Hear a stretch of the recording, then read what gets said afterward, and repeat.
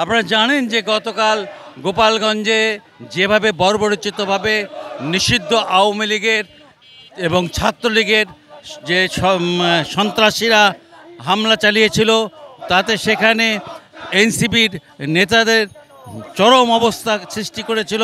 কিন্তু তারপরেও তারা সেখানে অবস্থান করে দেখিয়ে দিয়েছে যে কিভাবে আপনার চালাতে হয় এবং দেখাতে হয়, এবং সেটা তারা চালিয়েছেন।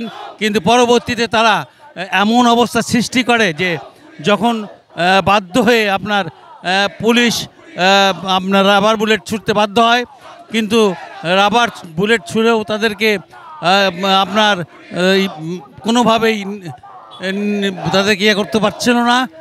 ফলে একসময় বাধ্য হয়ে তারা আপনার পুলিশ সুপার অফিসে আশ্রয় নেন এবং সেখান থেকে তারা বের হয়ে আসেন। আসলে ঘটনাটা ব্যাপারটা হলো এরকম যে তারা নিষিদ্ধ সেই আওয়ামী লীগ এবং নিষিদ্ধ যুবলীগ, নিষিদ্ধ আপনার হলো ছাত্রলীগ, তারা সবাই কিন্তু এই ঘটনা ঘটিয়েছে।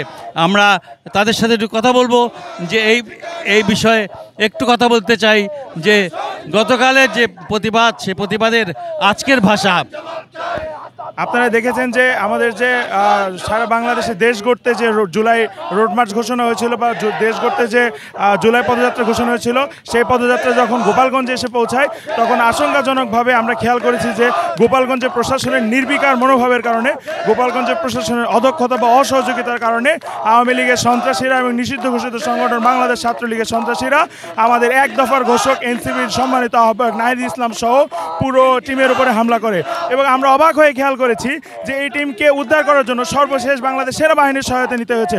অথচ আমরা এর আগে খেয়াল করেছিলাম যে গত জুলাই বিপ্লবে পর্যন্ত আমাদের যে পুলিশ বাহিনী বা আইন শৃঙ্খলা রক্ষাকারী বাহিনী তারা কিভাবে আমাদের বিপ্লবীদের নির্বিচারে গুলি করে হত্যা করেছে।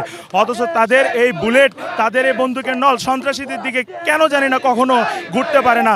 তারা কখনো আমাদেরকে সেভাবে নিরাপত্তা দিতে পারেনি। আমরা এর বিচার দাবি করি, আমরা সুষ্ঠু তদন্ত দাবি করি এবং আমরা সংস্কার দাবি করি, আইন শৃঙ্খলা রক্ষাকারী বাহিনীর আমূল সংস্কার দাবি করি। আমরা বিশ্বাস করি না যে আইন শৃঙ্খলা বাহিনীর এই অবস্থায় বা সামগ্রিক এই অবস্থায় বাংলাদেশে কোনো নির্বাচন সম্ভব হতে পারে বলে মনে করি। আপনারা শুনছিলেন যে ওনারা যেভাবে বলছিলেন যে গতকাল যে আক্রমণটা হয়েছিল, সেই আক্রমণটা বর্বরচিত, এই আক্রমণটা ছিল হলো একটা বলা চলে যে মানে কোনো রকম রাগঢাক ছিল না। তারা যা করেছে গোটাটাই ছিল হলো আপনার মর্মান্তিক এবং একটা দুঃখজনক ঘটনা। আমার বগুড়া থেকে এই ছিল সর্বশেষ।